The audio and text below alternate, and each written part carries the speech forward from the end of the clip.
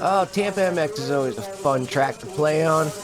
Good hard pack, something you don't really get down here in Florida very often. These three-wheelers were grabbing and gripping, and yeah, first round we had a couple of tip-overs, get-offs, and fun things like that. It happens. You can tell this is second or third season in because Robert and I both have our single numbers. Kind of neat seeing my R ripping down the track and then turn around and see the Z go ripping down the track later on. Always had fun bringing extra bikes. Sometimes if you got three, bring three. Might be able to play with all three. Went up to Jasper, Florida at one point. I had to use all three because all three broke. But again, this is with the Sunshine State Vintage. There's my old Z. The red one with the Fox podium and the inverts. Man, I missed that trike. That was a hell of a love-hate relationship.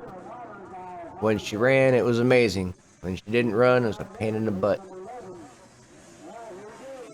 Lots and lots of fun, though.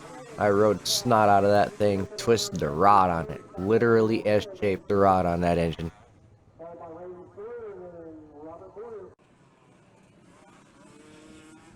The Tampa's definitely a fun track. It's a fast track. You got the balls to hold it open, you can really fly. Whoop, Robert almost did a nosedive on that one.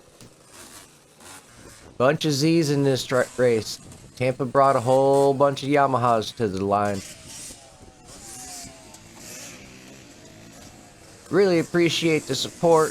Really appreciate all the interactions and everything going on in the channel. You guys are great. Thank you for watching as long as you have.